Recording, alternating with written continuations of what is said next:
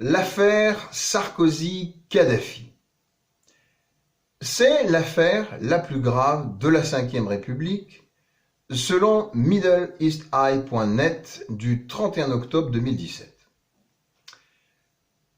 Tout commence médiatiquement en 2012.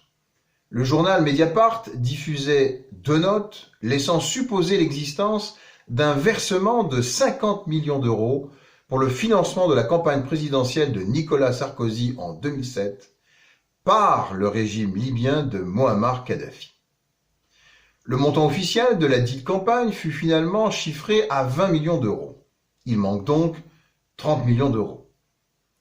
Un accord sur le montant et les modes de versement aurait été préparé en 2005 et validé en 2006 par Brice Hortefeux, ministre délégué aux collectivités locales, un proche d'Alain Bauer, en présence de l'homme d'affaires Ziad Takieddine. Celui-ci avait introduit en Libye dès 2005 les proches du ministère de l'Intérieur, dont Claude Guéant, et Nicolas Sarkozy lui-même, toujours proche bien sûr d'Alain Bauer. Bachir Saleh, un autre homme clé de l'affaire, est alors à la tête du Libyan African Portfolio, le LAP, fonds d'investissement financier du régime libyen, et il aurait été chargé de superviser les paiements. Quant à Ziad Takieddine, il aurait par ailleurs secrètement conseillé Claude Guéant jusqu'à la veille de la guerre en Libye. Que lui a-t-il donc conseillé?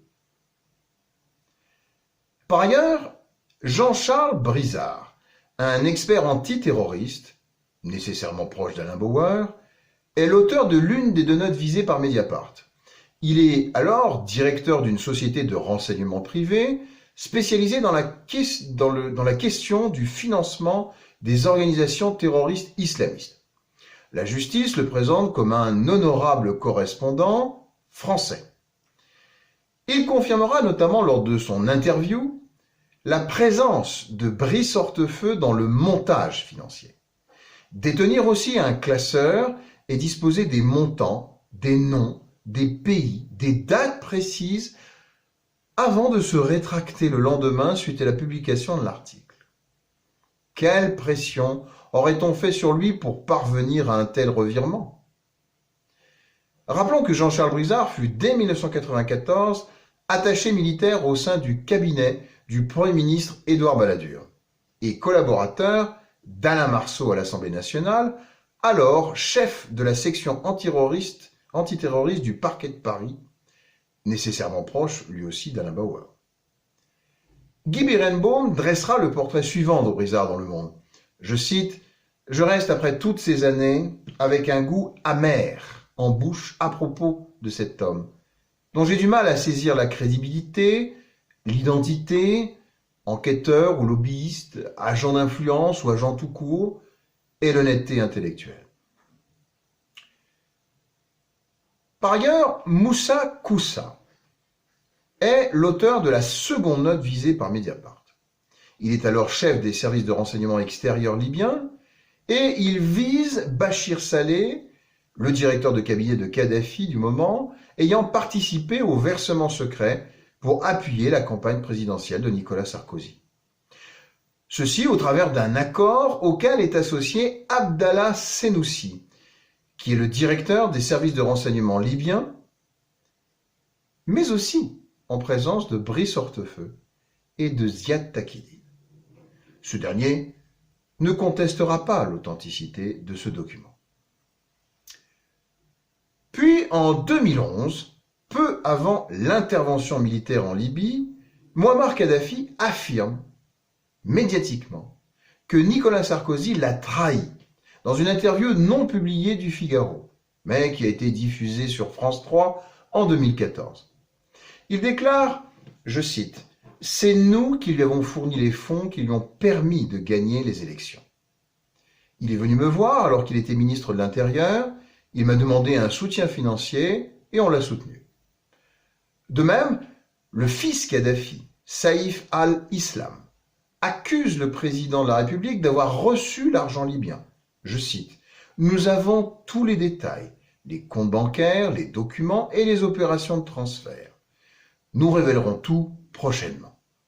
Mais l'intervention militaire en Libye est alors déclenchée sans qu'il n'ait présenté ses preuves.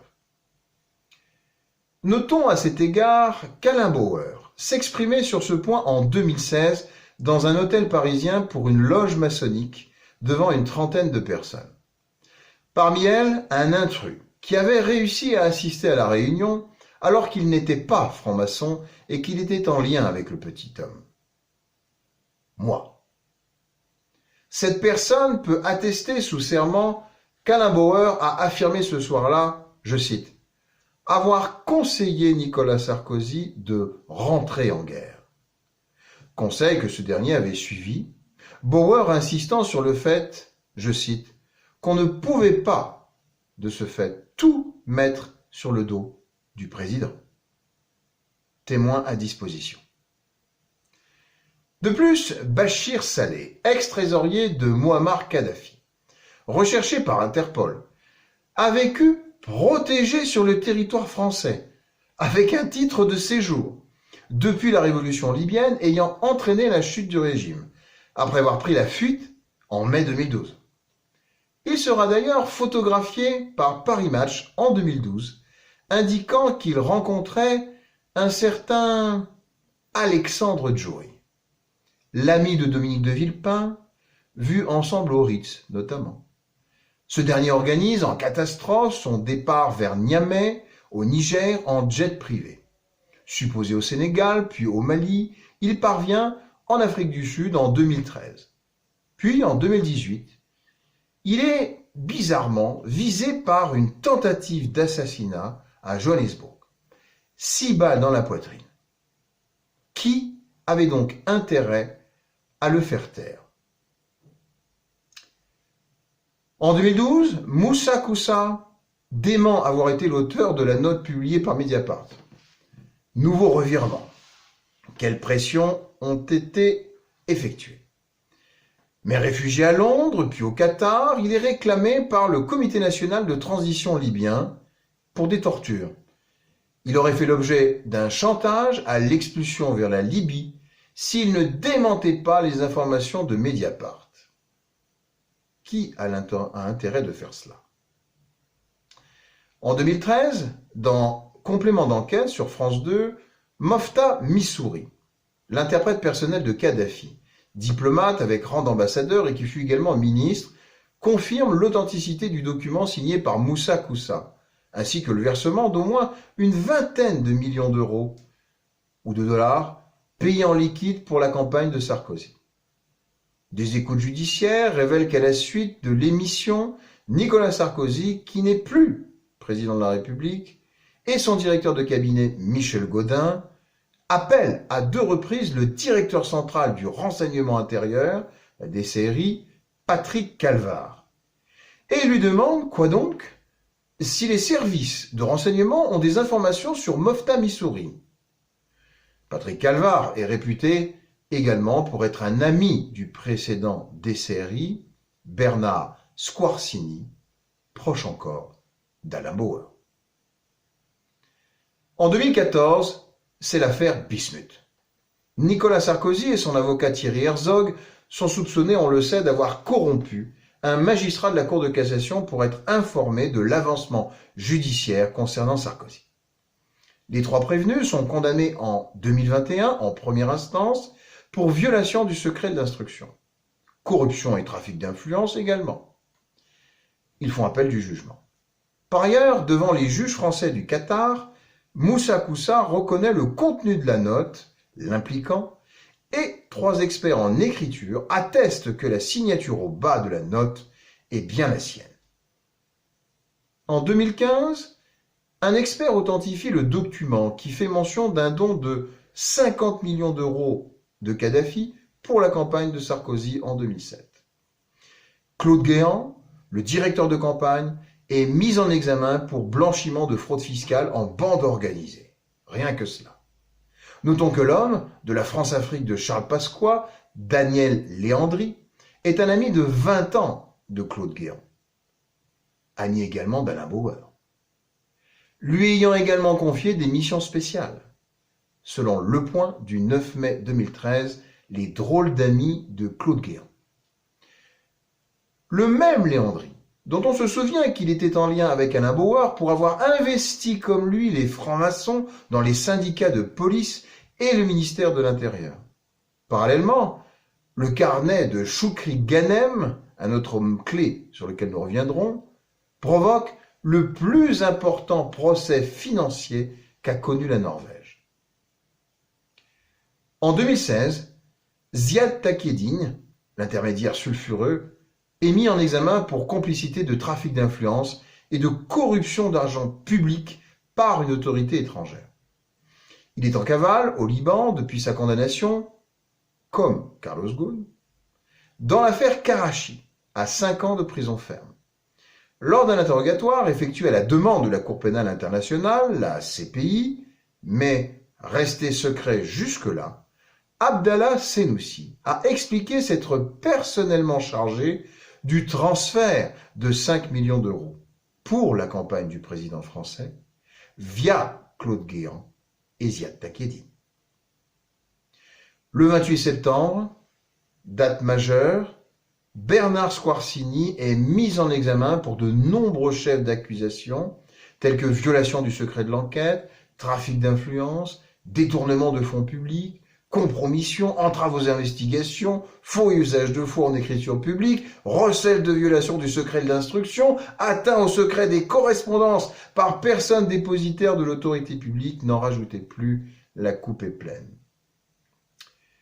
Puis, en 2018, Nicolas Sarkozy est mis en examen pour corruption passive, recel de détournement de fonds publics, libyen, et financement illégal de sa campagne électorale. Il faut savoir qu'Éric Woerth, trésorier de la même campagne, est aussi mis en examen pour complicité de financement illégal de campagne électorale. Quant à Claude Guéant, il est mis en examen pour de nouvelles charges. Notons qu'Éric Woerth a rallié le camp Macron pour la présidentielle, alors qu'il critiquait vivement sa politique depuis 2017, voire notamment Le Monde du 9 février 2022, et qu'il a travaillé notamment avec Alain Bauer dès 2010, voire le CDSE.fr du 12 mars 2010. L'a-t-il fait, Éric Woerth, pour se mettre à l'abri ou parce qu'il vaut mieux qu'il se taise? Peut-être les deux. En 2020, Alexandre Djouri, voire en particulier le Nouvel Observateur du 27 avril 2011, un homme d'ombre au cœur du pouvoir, à lire et à relire, Alexandre Djouri est mis en examen notamment pour blanchiment de fraude fiscale en bande organisée et corruption active. Mais qui est donc cet homme? Absolument central, pivot, durant des dizaines d'années et sur plusieurs présidences. Il est décrit par le journaliste Pierre Péan, dans son livre La République des Mallettes, enquête sur la principauté française de non-droit, comme un intermédiaire pour les ventes d'armes internationales avec un solide réseau politique et industriel dans de nombreux pays d'Afrique, mais également de l'Algérie, à la République démocratique du Congo. Manuel Valls le considère, je cite, comme le von Karajan, c'est-à-dire le célèbre chef d'orchestre du financement politique. Voir le télégramme.fr du 21 septembre 2020. Alexandre Djouri est dans ce cadre le rival de Ziad Takieddine. Il accompagne Claude Guéant lors de ses déplacements en Libye et en Algérie, il faut le savoir. Il accompagne aussi Dominique de Villepin, dont il est un proche, et Claude Guéant. Ce dernier a notamment reçu 500 000 € en 2008 en provenance de la Malaisie. Or, l'argent ne venait pas de la vente de tableaux flamands, comme le prétendait Claude Guéant, mais d'un milliardaire saoudien, proche d'Alexandre Djouri encore, dont il assurait le financement. Dominique Villepin, quant à lui, s'est affiché pendant des années à ses côtés à Monaco et a reçu lui aussi 500 000 € de manière douteuse. Voir notamment Challenge du 9 janvier 2018 sur la question. Djouri, pourtant, n'est pas un inconnu des milieux de pouvoir. Il a démarré sa sulfureuse carrière en se rapprochant de la droite française, proche de Charles Pasqua, lié à la France-Afrique dès 1986.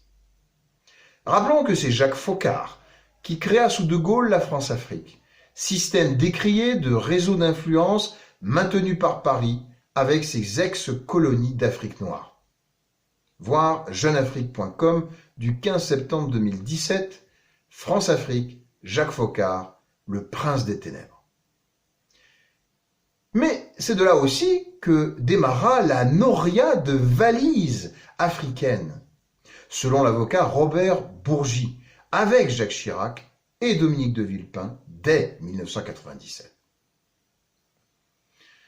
Le financement de campagnes électorales françaises par des dirigeants africains, finalement, aurait été initié bien avant Sarkozy, en particulier pour celle de 2002, selon l'AFP du 11 septembre 2011. Djouri, dans ce cadre, s'était d'abord essayé au négoce de produits pétroliers avec l'ancien brigadier de police Daniel Léandri, proche d'Alain Bauer. On l'appelle l'empereur des jeux en Afrique. De Charles Pasqua à l'époque, bien entendu, toujours proche d'Alain Bauer, comme nous l'avons vu, avant d'être l'un des hommes clés dans l'affaire Sarkozy-Kadhafi. Aussi, pour Alain Minc, il est, je cite, supérieurement intelligent et serait plus performant que beaucoup de patrons du CAC 40. Nul doute en effet, nous le confirmons, qu'il soit hyper contrôlé et extrêmement rusé à toutes fins utiles. Les agendas du président Sarkozy indiquent par ailleurs de nombreux rendez-vous avec cet homme d'affaires entre guillemets, 14 fois à l'Élysée entre 2007 et 2011. Mais pour quelles affaires? On se demande bien. Sachant qu'il aurait également œuvré, apprend-on, pour la libération des infirmières bulgares en Libye. Au final, et il faut le retenir, toujours en 2020, Nicolas Sarkozy, Claude Guéant, Brice Hortefeux et Thierry Gaubert, amis et ministres du budget de Sarkozy, sont mis en examen pour association de malfaiteurs dans l'affaire Kadhafi. Le 14 janvier 2021, Ziad Takieddine incrimine de nouveau l'ancien président lors d'une audition de juge français à Beyrouth. Je cite, « Je ne peux pas confirmer qu'il n'y a pas eu de financement. Cela a pu être fait par d'autres moyens que moi, ce qui est certainement le cas. » En juin 2021, la directrice de l'agence de presse People Best Image, Michel Marchand, mais également Noël Dubus, le publicitaire Arnaud de la Villesse-Brune, qui est l'ancien directeur de l'agence Publicis, et l'homme d'affaires Pierre Reynaud, proche encore d'Alexandre Djouri, sont mis en examen pour subornation de témoins et association de malfaiteurs concernant la rétractation de Ziad Takieddine. En septembre 2021, le parquet national financier élargit l'enquête autour de Michel Marchand, suite à des soupçons de corruption de magistrats au Liban. Plusieurs personnes liées au volet Takieddine tenteraient de faire sortir de prison Hannibal Kadhafi, l'un des fils de Kadhafi. Comment? En payant des magistrats libanais, pour qu'en contrepartie, tenez-vous bien, la famille de Kadhafi dédouane Nicolas Sarkozy, dans le financement bien sûr illégal de sa campagne électorale par Kadhafi. Enfin, le 1er décembre 2021, la Cour de cassation balaye tous les recours de Nicolas Sarkozy dans l'affaire, selon l'AFP du 2 décembre 2021. Le 13 décembre 2021 d'ailleurs, l'ancien ministre de l'Intérieur de Sarkozy, Claude Guéant, est incarcéré à la prison de la Santé, en application de sa condamnation en appel à 2 ans d'emprisonnement, dont 1 an avec sursis probatoire, dans l'affaire des primes en liquide du ministère de l'Intérieur, datant de 2017. Pourquoi ? Il ne réalisait pas les versements nécessaires pour payer l'amende et les dommages et intérêts qu'il s'était vu infliger. Une première pour un ex-locataire de la place Beauvau, bien qu'il bénéficiât d'une libération conditionnelle 2 mois après, et sans présager, sans doute, du reste à venir.